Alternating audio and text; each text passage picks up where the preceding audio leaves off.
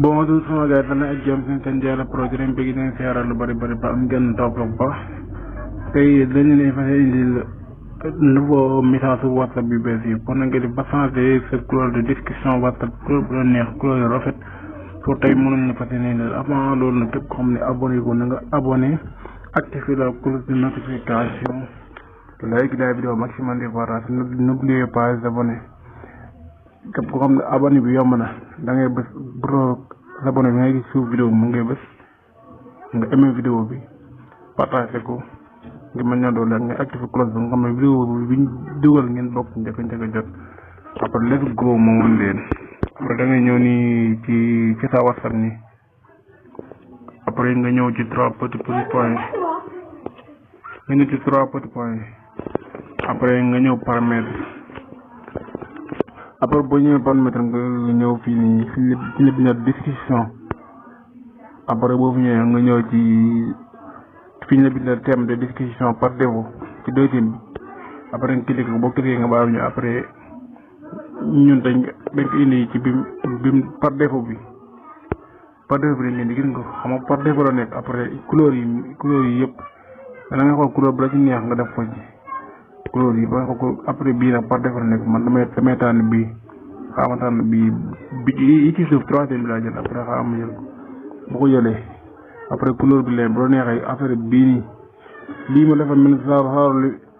lampe écran fii yokk lampe écran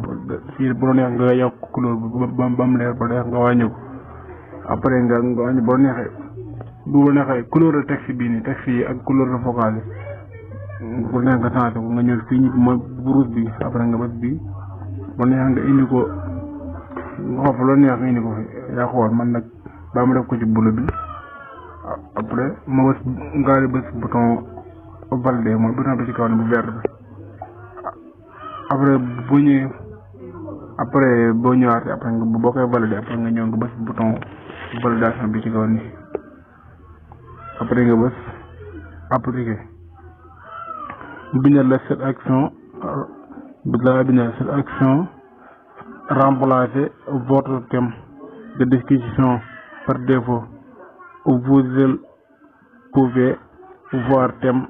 dans vos discussions nga bind daal conserver mon fond d'écran extra après nga bës nii après nga coché ko nga bës appliqué boo bës appliqué après moo di ñëw xaa ñu génn walla après bii dafa ñëwaat par défaut après da ngay ñëwaat après nga ñëw nii après nga ñëw nga appliqué ko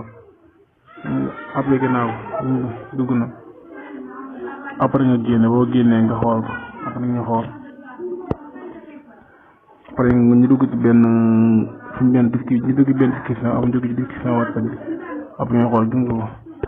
couleur bi ngi nii comme ni lay changé kon sama gars yi vidéo bi foofu lañ koy yemal dañ jox dig ci yeneen vidéo képp ko abonné nga abonné képp ko xam ne gan nga seen na nga abonné te partagé like la vidéo maximum de partager merci à vous jàmm si yéen